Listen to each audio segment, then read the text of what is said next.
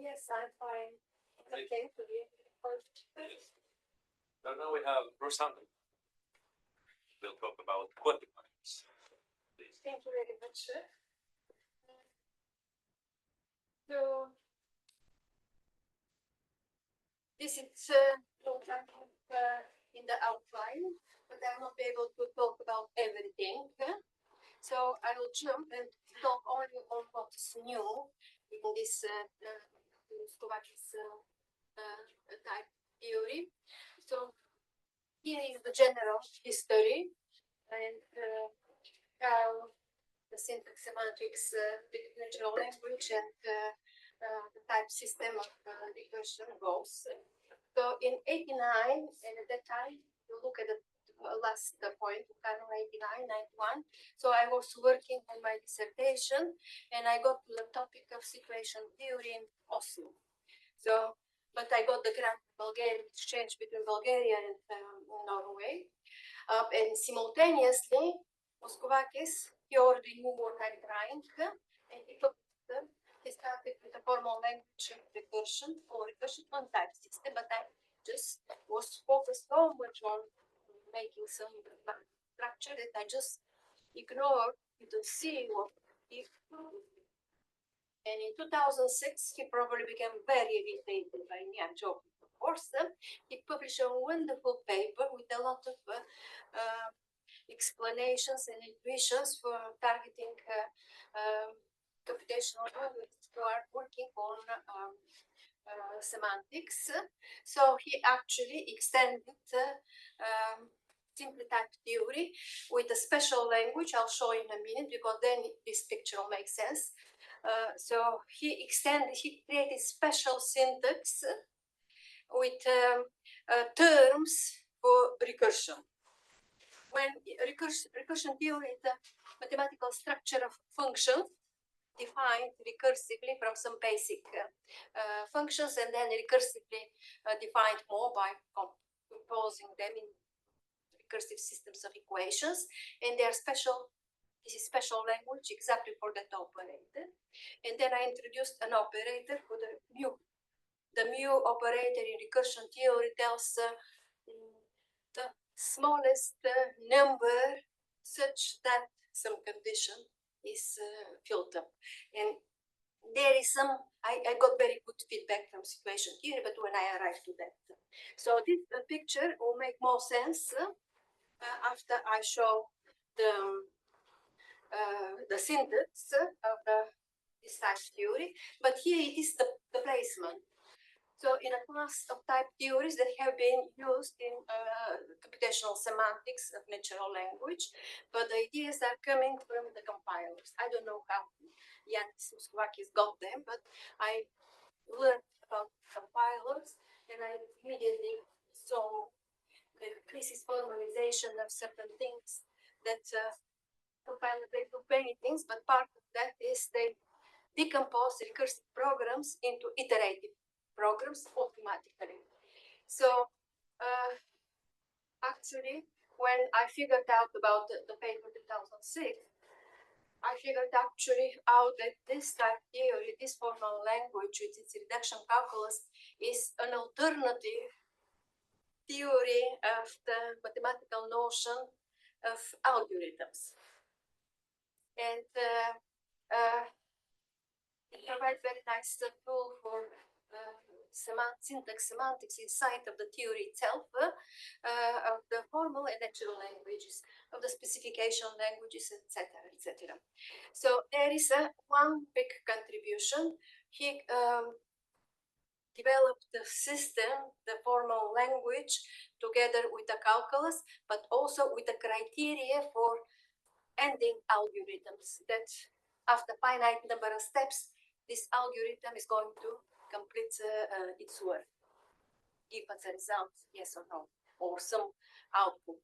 So this is very important because I know that in Sofia I have been working with Professor Dimitras Kordes, so that was one major topic on him, or his paper, to find out recursion theory looping functions, and this is a criteria. It's a very nice, it's wonderfully typical type. So I also extended and try to improve. So the types try to improve the reduction calculus and the notion of canonical form. So the typing system is Gaussian. This blue S, so everything is functional types in Curry coding. S is a special type. So Montague, he used this, but not as a type. He used it in the recursive definition of the functional types, but it was not a separate type itself, basic type. But Gaussian figured it out in 75, year 75. So he introduced this as a rightful type, and then you have the right to have terms of this type, and the intuition is these are possible worlds. And then you have variables of this type, and the modal operators, they get implemented. You can write a term for all terms of all modal operators, because modal operators, they, with a meta language, they hide quantification over possible worlds, over states. And here we have already a tool for explicitly referring that there exists a possible world such and such. So now Bakis also introduced this abbreviation with a tilde, which means that this is for state-dependent types. So terms that are of such types S to sigma or S to T, these terms are the values, they depend on certain state, on context, on speakers, on agent, robot. And here we have two kinds of propositions, state-dependent, pure truth values, and state-dependent, where the truth value of expression of a formula depends on,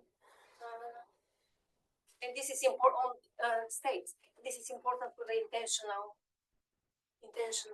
language expressions. So now the vocabulary has something very important.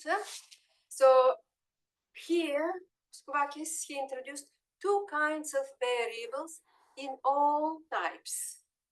So the pure variables, they correspond to all of us up to this point, including myself.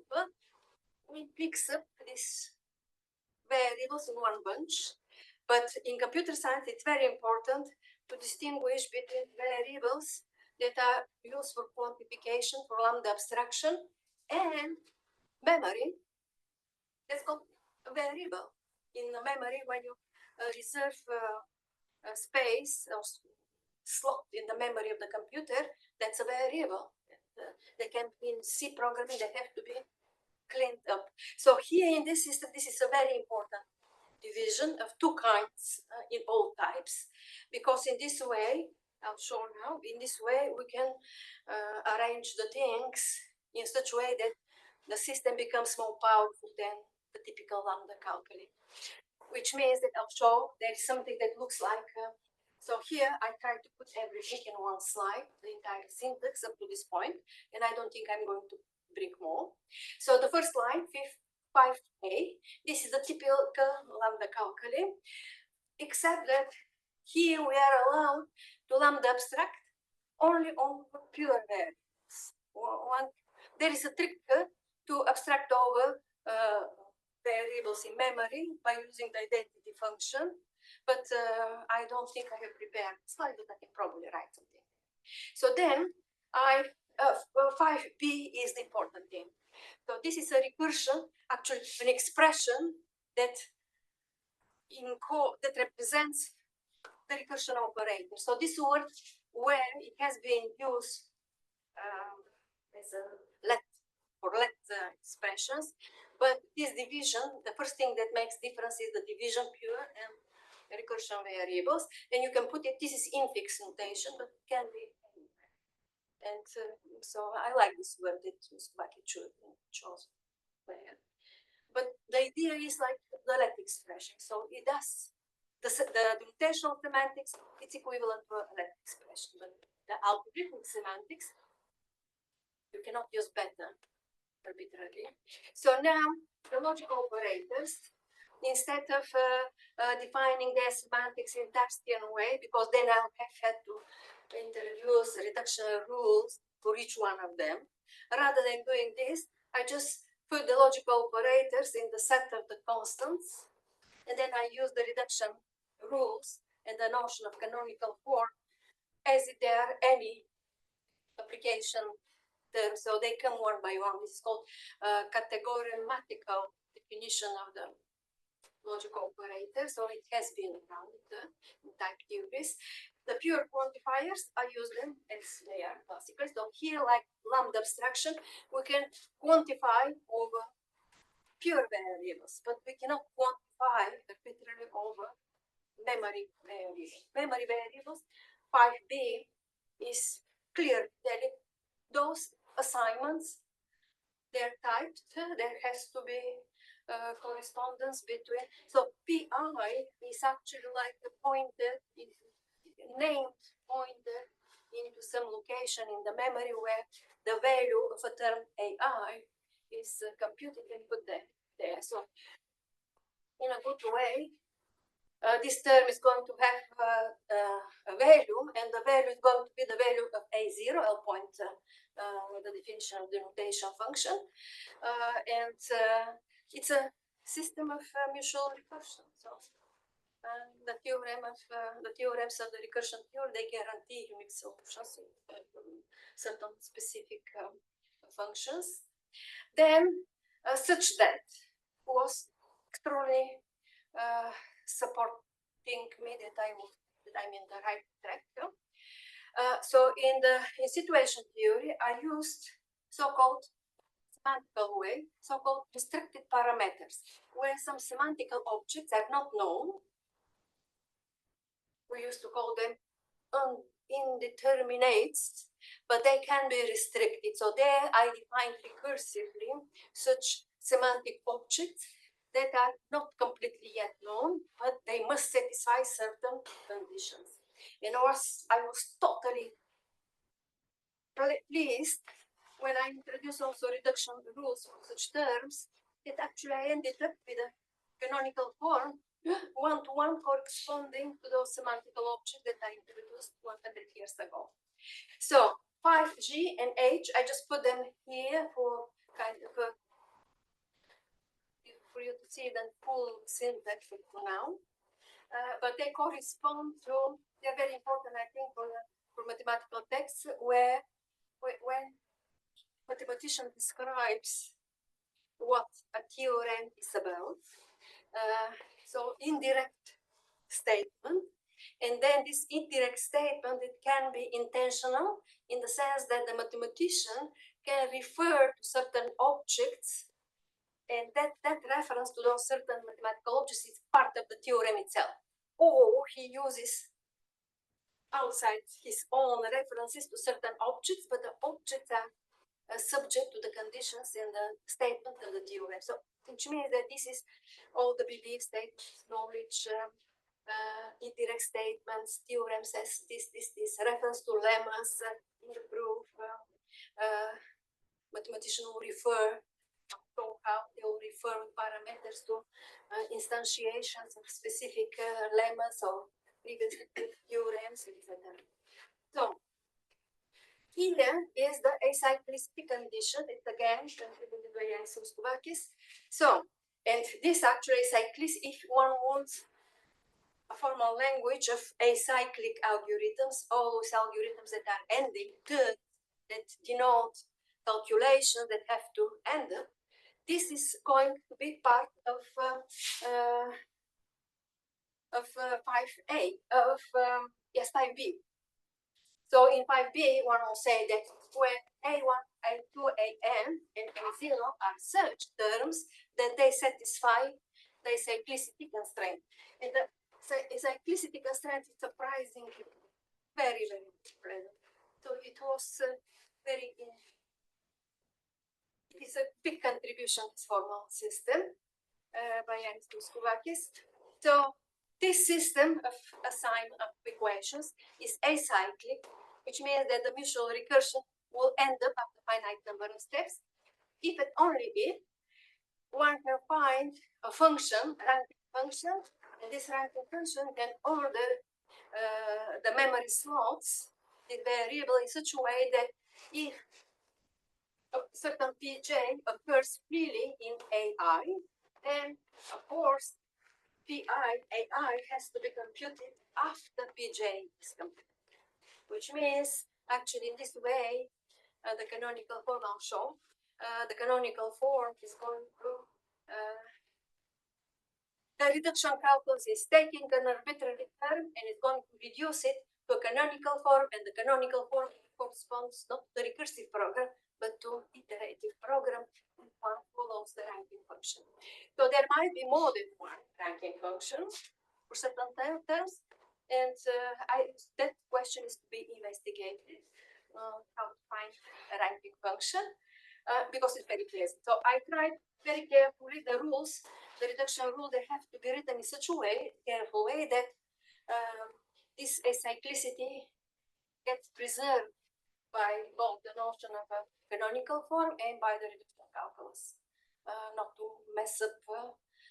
And then one can prove by induction on the term structure that as long as 5b respects acyclicity, then the entire collection of terms is you get only well-formed terms that are denoting their semantics is actually algorithm that is guaranteed to end up.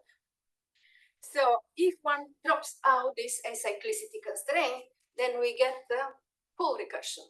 So there will be algorithms that are going to loop there in the usual way, and such that there is important for this partial, for those loops there. So now the picture becomes such. The denotation of semantics follows. I'll show only about the recursion term. The rotational function follows the usual definition of the notion, the structure of the terms, and there the denotation function of the recursive term shows that clearly better reduction applies denotationally. One can just prove it as easily. Then I think I published a theorem and a proof in Fundamental Informatica. So then the algorithmic semantics. The algorithmic semantics is determined by this.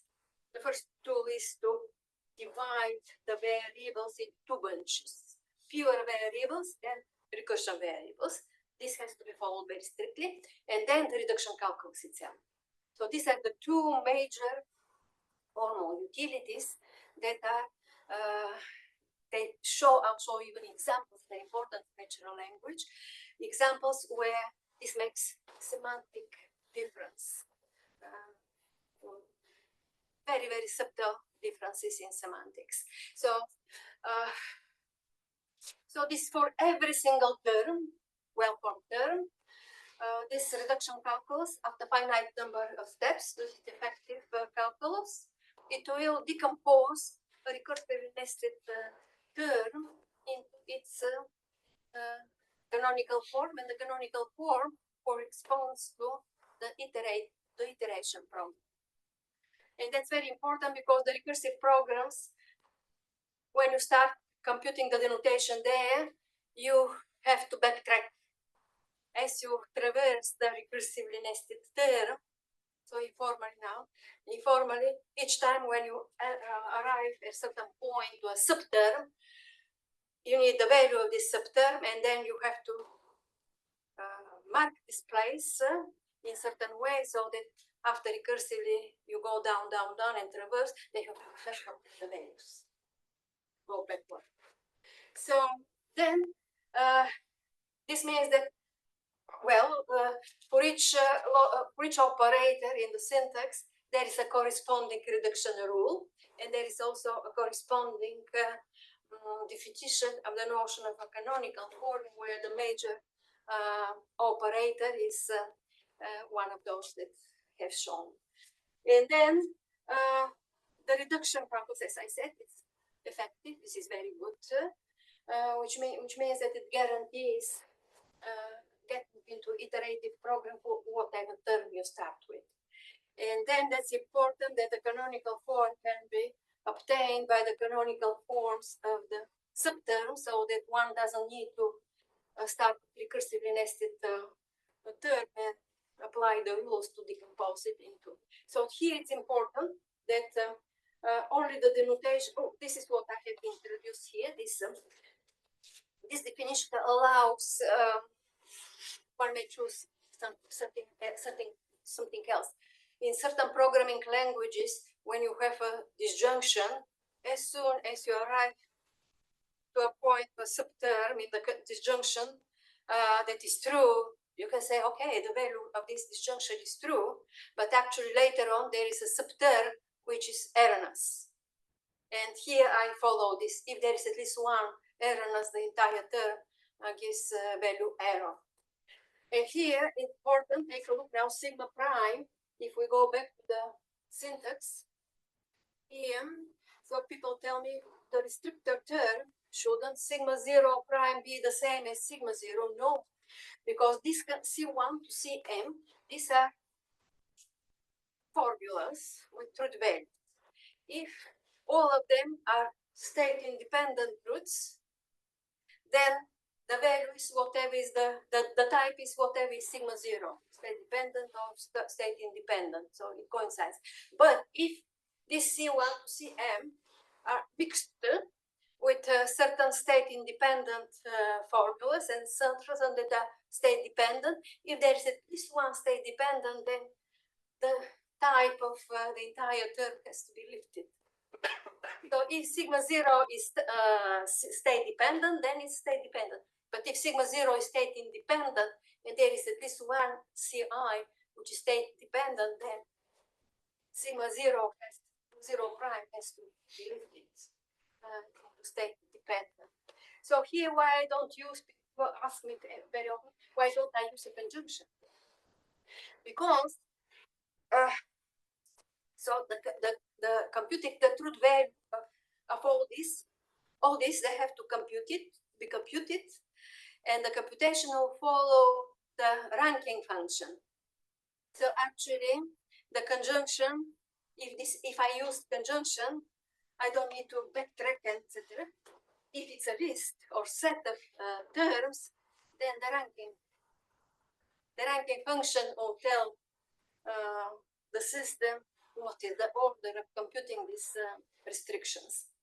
And I introduced, as I told, such a reductional rule in canonical form that actually I ended up with semantics that corresponds exactly what I used in those semantic objects that are not known.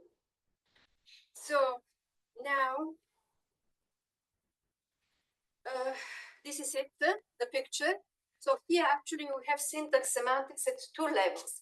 Inside of the type theory, the language of acyclic recursion or full recursion, because this is a formal language with reduction calculi and getting the canonical form, and the canonical form represents the algorithm for computing the denotation of the head term.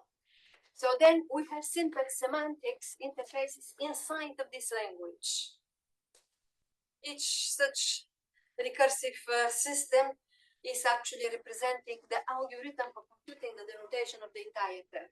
But also, if we use this to translate natural language to if we have parsing trees, and if we label the nodes with terms of this system, then we need each time recursively nested a term on each node, or we have ways to get immediately for each node the canonical form.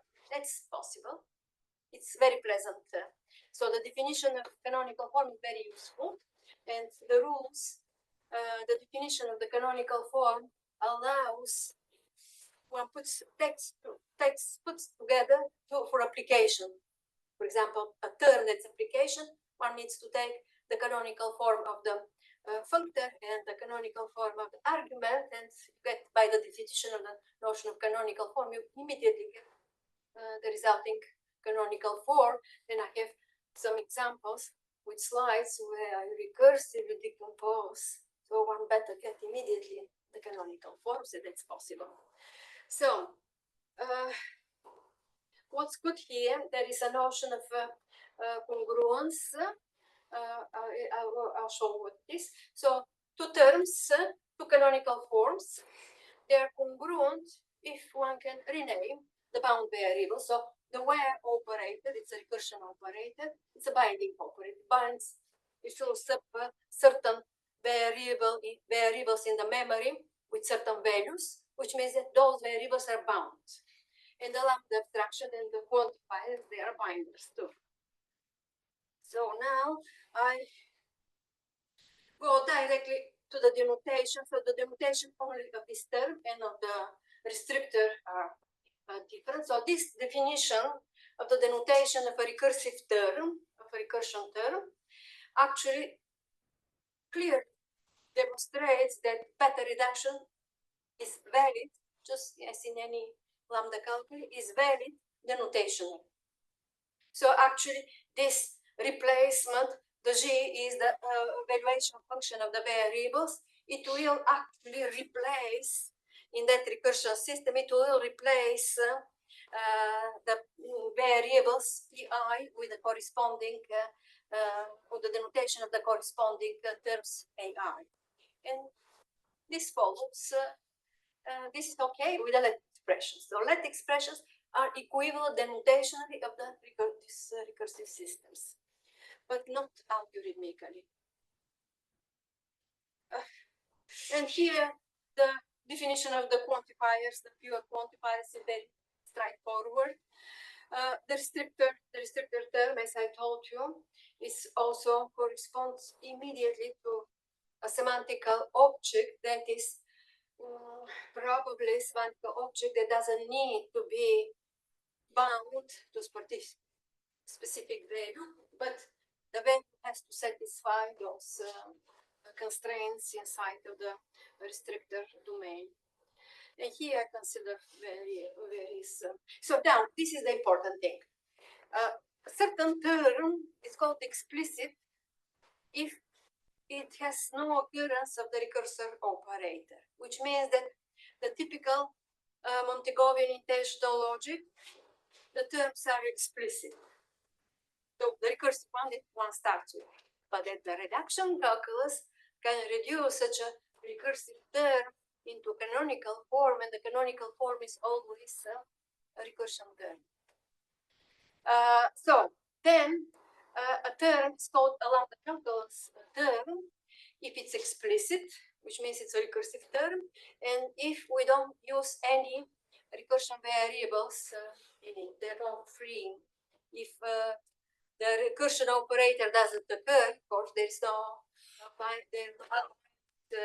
memories in it, but we also don't allow free memories in it. And then immediate terms are very important. They have no algorithmic meaning in them, but they can be very complicated.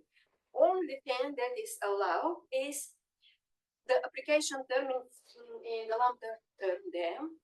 So M and M, they can be 0. Then you get a term which is a location, it is immediate term, or an application term when N is 0 and you have a term that's an application, that is also very simple, immediate. And the lambda expressions there also, but the lambda, of course, is allowed only on pure variables. So why they don't have algorithmic meanings? Because you get immediately the value by the definition of by the valuation function. You have every syntax, every semantic, every model comes also with a bunch of variable assignments, and the denotation of such a term is immediately by the calculated definition of the term. So there is no algorithm there. And the proper terms are those that are not immediate terms. So for the proper terms, they always have algorithm. For each one of them, you get these are also canonical. 14. These are canonical terms in canonical forms. But for recursive ones, the reduction calculus guarantee. So the term formation, the congruous relation is actually extending any equivalence relation, which means that reflex is symmetric and transitive between two terms, which is closed with respect to the term formations, and also with respect to the logic operators, pure logic quantifiers, with respect to the acyclic operator and the restrictor, and importantly, the order. This is important. The order of those assignment domains doesn't matter. The order of the calculations they dictated by a ranking function that one can find, and the same for the restrictor terms. So that's why it's good not to put this as a conjunction, but to keep them as a set. So this definition will define the set of the restrictions as a set, sequence of definitions as a set, and the sequence of the assignments is a set of assignments. So now I will go back to these rules, reduction rules, when I give an example. I think I have such example where I put when I come to an example, this special rule gamma star, actually in Sandra's slides, when you require, you can abstract only over variables that occur. Exactly. So this gamma star, I'll show some example, is doing that. It allows only real abstraction over variables that participate there. So, and the chain rule makes sense, but I'll come back to it. So, the canonical form theorem is what I told you, that for every term, there is a corresponding canonical form. And this canonical form can be obtained after finite number of steps. So this is effective calculus. And none of the rules removes or adds additional variables, except bound variables by the gamma star rule. Constants, they stay there too. None of the reduction rules removes constants, but they can be declared algorithmically equivalent if you replace one constant with another, so that they represent the same algorithm. This expression is a constant. So do you have a question? Okay. So the only rule that removes number of from the canonical form that squeezes and reduces the number of the assignment is that chain. And I'll probably give an example, more than one example. So now, the algorithmic semantics tells that every proper term has corresponding canonical form, and the canonical form of the proper term defines the algorithm for computing the denotation of the term, of the head term part, and the immediate terms, they have no meaning, no algorithms for them. So the result is applies only, and also the algorithmic equivalence between terms, it has to respect this, that two immediate terms are either equivalent if they have the same denotation, well, formally show the theorem, or if they're both, they have to be both of them proper and corresponding one-to-one systems of equations. And that is an open question there. So what is this algorithm? So in Loukanova 2006 paper, this is a theorem, and definition of algorithmic equivalence is quite semantic. So then a recursive term will define a tuple of functions, and that tuple of functions actually is the system of functions that are used in the domain of the recursive functions to compute them inductively, so to say. if you work on the canonical form. So the canonical form defines the tuple of the functions that are mutually recursively dependent. But one can switch and proposes this theorem in Muscovaci's paper as a definition, and then the other semantic result is a theorem. So here it says that if we have two terms, if they're immediate, if they're both immediate, we use the notation function, and their better rule is very important denotationally. So they're algorithmically equivalent if they are denotationally equivalent.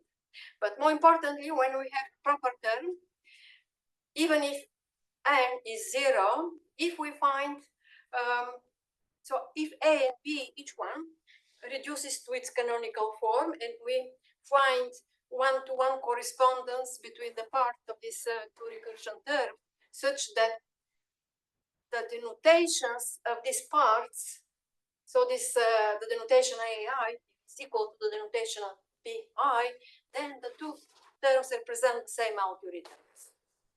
So this is the criteria for equivalence between algorithmic semantics represented by recursion terms. And here, one shows, I have published a proof there, that actually the Latin expressions are not algorithmically equivalent to the recursion operator. Recursion operator is kind of generalization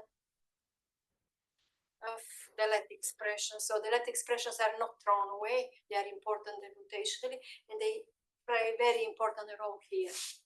So here actually it's an open question whether for any arbitrary two terms one can decide whether they're algorithmically equivalent or not. So this has two versions. One version is whether they're algorithmically equivalent in one specific semantic structure, or whether they are so-called logically equivalent in any given semantical structure and variable assignments. So I have been ignoring this two theorems, which means that I have to go back to the results for the lambda calculi to check it, because I wanted first to fill up what operators are needed and what reduction rules are needed, because they will play significant role in such results, decision results about algorithmic equivalence. But there is a criterion, and I'll show it to you, that there are more terms, and then it uses this theorem, there are more terms in this type system than in Montecovian style lambda calculi for the natural language semantics of natural language. Yes. May I ask one question? I'm a bit this quite complex. So, but when you have these items 1 and 2, and you have this where lists of things where, so are they kind of, do they correspond to computation steps? Yes. So, and both A and B have the same number of. Yes, they have to have steps. the same number of steps. Okay. Even if I reduce chain rules, because some rules they only copy the value of AI from one memory to another with no other changes. I'll go back to that rule. If one gets rid of those copied values, the complexity goes down very much. And this gamma star rule also reduces these fictitious lambda abstractions, which means that, but it might be very useful to have them, because then if we are modeling subproofs in geometry, you need to maintain, when you go from three-dimensional space to four-dimensional space, or when three-dimensional space you are squeezing it to two. So for proofs in geometry, keeping the vacuous lambda abstraction is the tool to go from three-dimensional space to four-dimensional, or from n to n plus, etc. Those fictitious lambda abstractions, they are lifting they're lifting the coordinate system. So a three-dimensional object can be squeezed into two-dimensional object by removing, or the other way around, to be expanded to the three-dimensional function. So this 25 is important, that none of the rules removes three variables. Bound, they can be renamed, so that the congruence. The chain rule can, if in one of these two terms a chain has been existing, it should be in the other one too. And then with the chain rule, it can be removed. One of the reduction rules, the application, introduces tremendous number of chain copies, and also in computational grammar of natural language. So it's important where in compositional way, where when you compute sub-expressions, the corresponding term, when you put together compositionally two subterms, you may use this chain rule. So keep them is kind of informative. You don't get more other value there in the two locations, but they keep track how many times you composed and what comes from which subterm comes from which expression in the natural language. So sometimes, so that's why this rule, the chain rule, is optional. One can live without it, with a lot of complexity, but I know how to reformulate the reduction calculus so that I don't get them extra, because that is important to complexity. In the untyped system, one of Yanis Moskowakis, I told him at one conference, this is formalization of parts of compilers, reducing recursive programs to iterative. He immediately hired a PhD student who proved that the untyped system is actually hugely complex. I forgot it. Sheila Greybach, she was in the committee, the evaluator of that dissertation, and the result there was tremendous, actually. Compilers are looping. But in the type system, this has to be investigated, and I think I know how to reformulate certain rules that the complexity doesn't go so. So here is one important result that actually proves that in algorithmically there are more terms in the system than in the usual lambda calculi. So this doesn't mean that the lambda calculi traditionally is one of the alternatives of the mathematical notion of algorithm. That doesn't mean that we're going to get more algorithms, but it means that this recursive operator, this recursion terms and the restructure terms, they can bring semantic differences, which means that in the classical lambda calculi, those semantic differences, we don't see them. As soon as you go into the recursion theory, they exist semantically, and here they exist in the language too. So here is actually something like necessary and sufficient condition. So the first condition, and here I just fixed up certain thing that Moskowakis missed in his theorem. So for any explicit lambda calculus term, which means that it's a recursively nested term, and there are no memory variables in it, no memory locations in it, which means that it is lambda calculus term, you still can, using the reduction calculus, you get to the canonical form, and the canonical form is a recursion term. And then in the scope of the recursion operator, if you started with a recursively nested term, then you cannot get assignment variable, one of those P1 to Pn, that participates in two different parts. And the second part tells if you have at least one such, and I'll show examples. They're very important actually for the semantics of natural language. If you have at least one of those locations that participate in two different parts, there is no lambda calculate term. And this is one of the first lessons in programming. You tell the students, if you are using pi, 3.14, etc., if you are using this value of pi, it's a constant. You know, there is an algorithm to approximate the value. And you don't want this constant pi scattered into your program, because each recursive program, each time when the execution meets this constant, it will calculate it again and again. So declare it at the beginning, calculate its value, and save it in location pi, and reuse the value. So denotationally, you get the same denotation of the program, but computationally there is a big difference.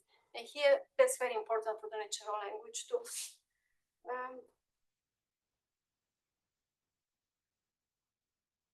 So actually, Moskovakis said that it's very long too. So which means that group has to be extended for the logic operators. It goes very easily. That's one classes using this categorematically defined logic operators, because the proof goes for any like application term in lambda calculus. You apply conjunction and disjunction one by one. And the only thing that you need to decide the order there. For the quantifiers, you have to provide proof there. For the restrictor, one has to provide proof.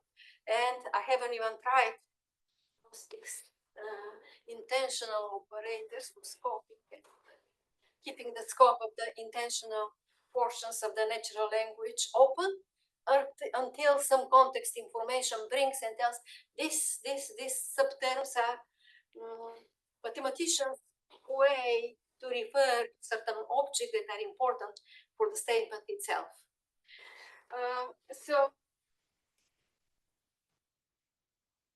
Okay, let's go now to the quantifier examples. So some exactly this for the pi. It's not only pi, it's any constant from natural language. That's why Reinhardt actually indexed them with epistemic indices. So here, when we say some cube is large, so large is actually a property that applies to properties and produces a large cube. So large is a modifier, and this modifier modifies properties. So if we think about the word cube denoting the set of the objects that have the property being cubes, then large cubes is that. But in first order logic, the usual translation is not this. In first order logic, we don't have properties and properties, so there you have to use a conjunction. And did I put such a term in? Yes. So here it is in first order logic. Here large 0, the constant, but it applies from entities, state-dependent entities to truth values. And then you use the first 26a. This is a typical Aristotelian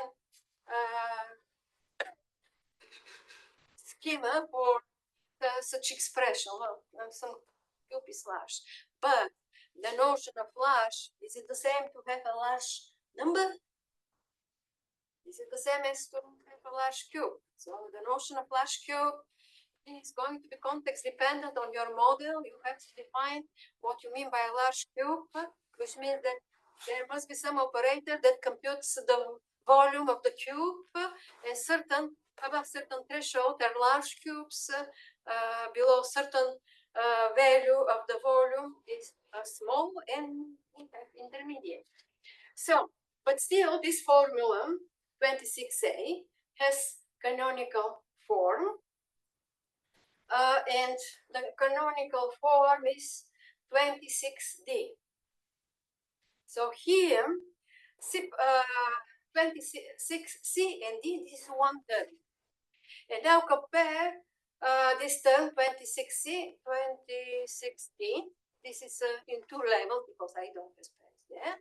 So if you compare the red assignments with assignments in 26C, so this is the notation function tells me that these two canonical forms, they represent one and the same algorithm.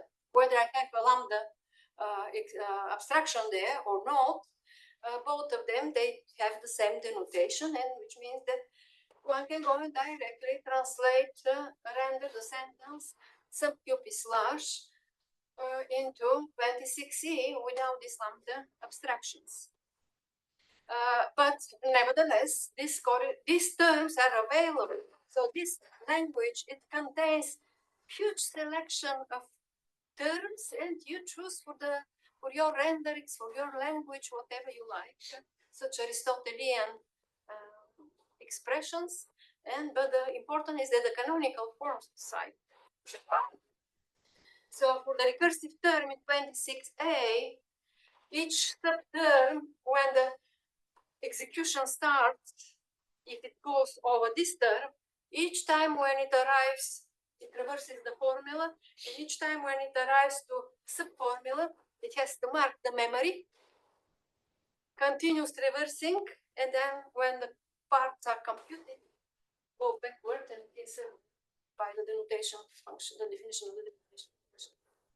So here actually this example is a little bit better because cube, the value of large cube depends on the value of cube. And not only that, here take a look how many times the value cube is a function. It maps entities to truth values, selecting, and it's intentional because the function, the value, the type of the constant cube is from state to truth values, to entities to truth values, and the truth values are also state dependent. So constant large 27A tells us this tilde shows that each of these objects is state dependent. So now, how many times we are going to by the reduction calculus? That's why students are told, don't you reuse again and again constants through your program. At the beginning of the program, declare them, compute them, save them in memory variables, and use the values. No. So such a term, such an example shows that if we start with the canonical form and follow the denotation function, not on the denotation values, but on the terms themselves, if we do substitution by the recursive assignments, then we get completely different algorithm. So that must not be done algorithmically, only denotation. But that's what we have been learning in first order logic, that some cube is large. So in higher order logic, you do for 27, and even in first order logic with large x0. So here, actually, I even show up. So here I did some reduction by references to the rules. So if you want me to go back and show some of the rules, these are hyperlinks that I can go back. So we start with the term in 20A in A. This is a recursive nested term. And take a look. Do you think that there is some lambda calculated term? This? No. There is denotation a little bit. Because the variable C prime, it occurs in two different parts, the canonical form. So which means that there is no lambda calculi recursive nested term for this algorithm. Okay. So I think now I quickly show the quantifiers. So for generalized quantifiers, we have a choice either to use constants, and then like here, every sum, then you have to express somehow what is the semantics of those quantifiers. So here one has choices to, in the meta language, to actually say that every corresponds to that quantifier term with for all x. If a of x, then b of x. But there is a trick, and this is contributed by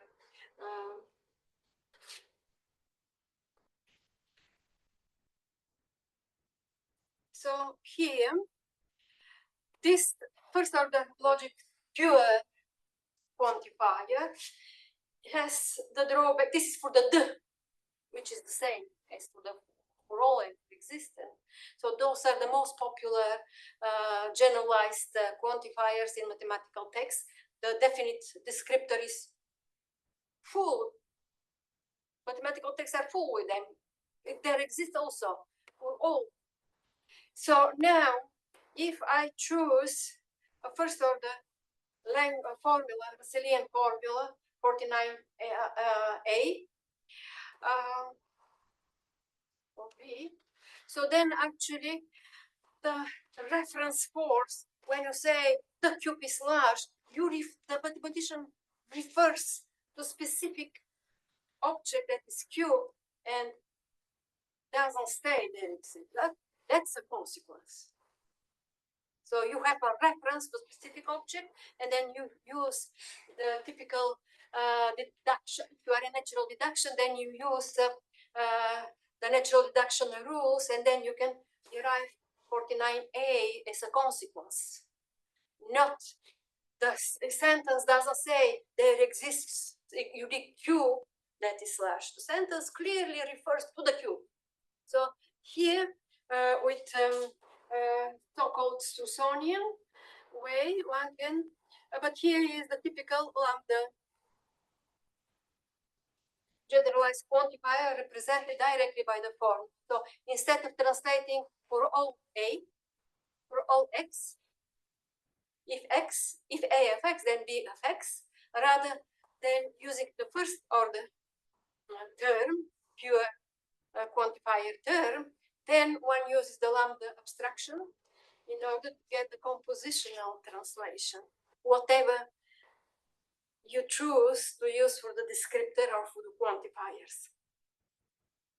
And this is contributed by Henkin and Mustovsky, but then we are lost with the referential, with the reference force to definite descriptors. And the same for the existential quantifier. The existential quantifier, one of the subformula is contributed by the noun of the a cube, some cube. There exists a cube. So actually a cube is contributed by the noun that goes together with the quantifier.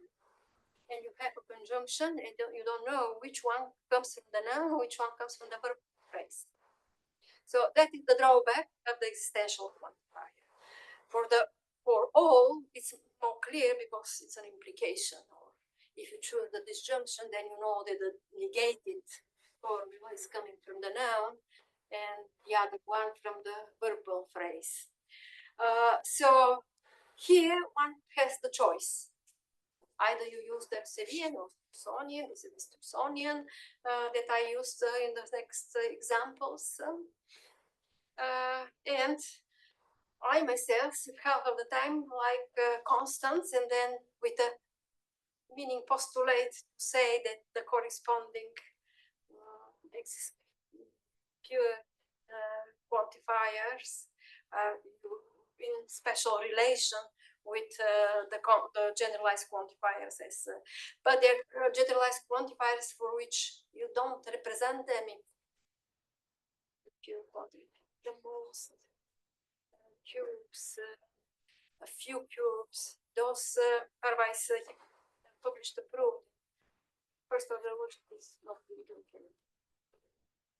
Do you have a conclusion? Oh, yes. Let me see how I. We can, in the discussion, maybe go back to some of them. Okay, here is people think that I'm doing HPSG. What I'm doing is not HPSG, I'm just using a very expressive language to represent a bunch of levers, and I hope also. Up to recently, I was telling GF is also there. So actually, I'm using a logic of features and values.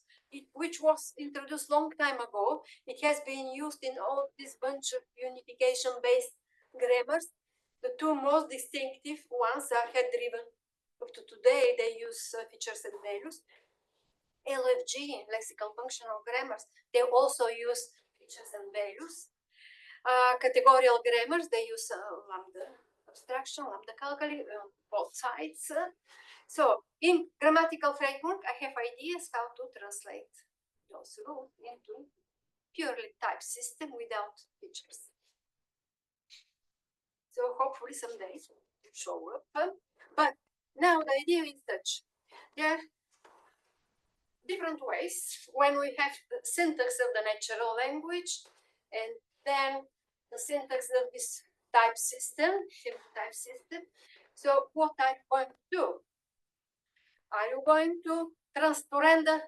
You make syntactical analysis, you get a tree, and then each node you label it with recursive term, and then you start applying the reduction calculus. So this is 66. You get computational syntax, and then you including the lexicon there, and then you traverse the parsing, and you label the nodes with type, with terms, and then you decompose every single term into its canonical form. I think 67 is wonderful. You traverse the syntax, and as the syntactic analysis is done, compositionally, you get direct the canonical forms. There is a way, the definition of the notion of canonical. So that's why I use this generalized grammar, generalized syntax, so that people, it's easy to see what comes from where in the semantics, so that you can grab it easily and you use your own favorite computational grammar. So, move example. This is actually, I described this. Gamma star is very useful, but not gamma. There is a simple version of gamma. Gamma star allows to jump over lambda abstraction to find fictitious lambda abstract within a prefix of lambda expressions. Gamma, the simple one, goes directly, and you may miss there. You don't have unique canonical form. You end up with several, but they're in a sense equivalent. Yeah, one way to avoid the problem is from inside out. Right. So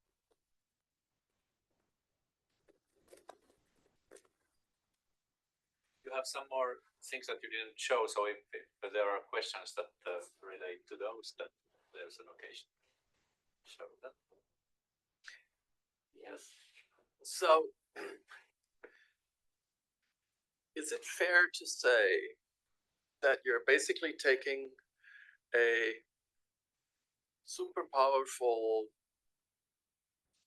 formal system that includes a Turing-complete functional programming language, Yeah. by recursion and all of those things, and then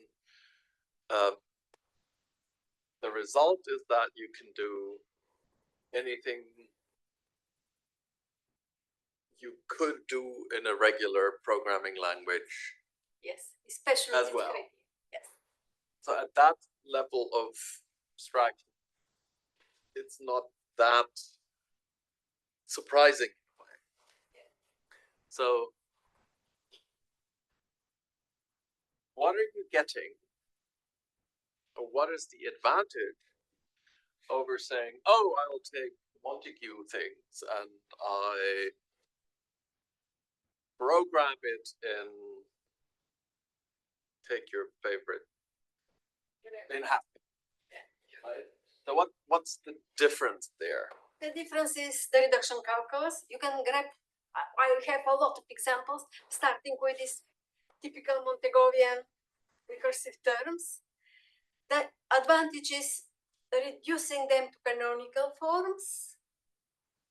But that's what Haskell also does. Yes, that's what I said, that this is actually formalization of the compilers. And just the natural language is jumping there using what programming languages have known for years with the compilers. Part of the job of any compiler is this reduction. You don't. We teach students to start write iterative program. Avoid writing recursive program because it's very complex. But after you go on the job market, you forget about it. Just write whatever your heart and mind tells you, recursive or iterative, and then the compiler do the job for you. So,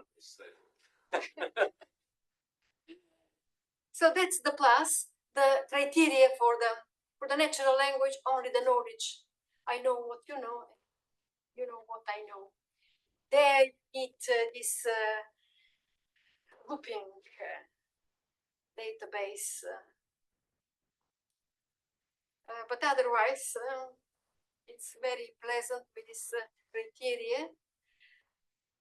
The only thing is that now one has to go back and see the decidability of two algorithms. The problem there is the constants. Even if we choose finite number of constants in the natural language, it's good because we don't have many arguments for the verbal phrases. 3, 4, I don't. You probably give us examples for 4 argument verbal verbs, but each one may have +1 for the space and time to represent also the tenses. Otherwise, up to 3, +1 for the time and space, +1 for the polarity of the sentence, positive or negative polarity, and 3 + 2, 5 max. So then, if we have a specific domain with a database of sentences, then it's much easier. My hallucination is that one can probably write a decision algorithm when 2 algorithms are equivalent. So that's the plus for the natural language. Questions? So actually, I had a question about these definite phrases. So you were showing essentially what was Russell's Yes. definition of definite descriptions, and it doesn't work very well when you have this context-dependent use of definite descriptions in natural language. So let's say the first generalization of that would be that, for instance, large is dependent on the type. So a large mouse is smaller than a large elephant, let's say. But if I think about the cubes, so there doesn't even need to be any absolute definition depending on that it's a cube. But let's say that you have on the floor you have 2 cubes of different sizes. Then whatever their absolute sizes is, you can refer to the larger one by saying the large cube, and the smaller one by saying the smaller. So how is this? Do you have a? Yes, actually, my theory ideas of about this examples are coming from this LPL open proof software, because the target world there is namely a world with cubes. And some of them are larger than. Some of them sizes are large, medium, and small, and that those notions are clearly defined by the volume of the objects. But otherwise, it's context dependent. So if we go back to the example.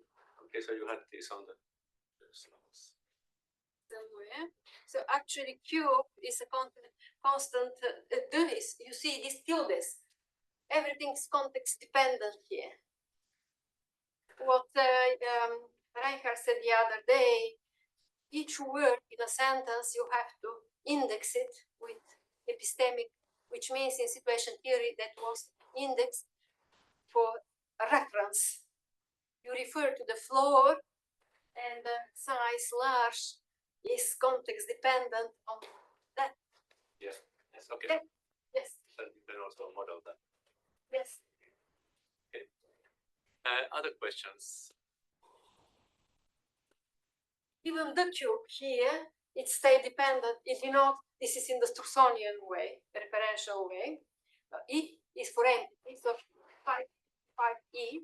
The cube is already the noun phrase, and it denotes referentially, it refers to specific cube on the floor, and that is from the tilde, so it is function from states Okay, yes. to objects. So, Maybe even it's a hallucination that it's a cube. There's tiny difference. It's not cube but parallel type something. But we are, so it is state dependent, and what does user, the robot, may refer to some object by the cube, and the reference may succeed despite it not really strictly mathematically cube.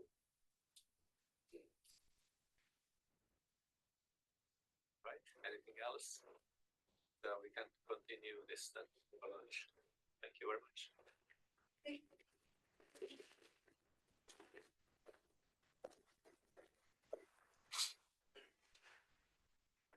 So is there a chair for the after session? If one wants to volunteer, Michael, would you like to take that? Okay, welcome, very well. So now we have to stop the recorder, and you have them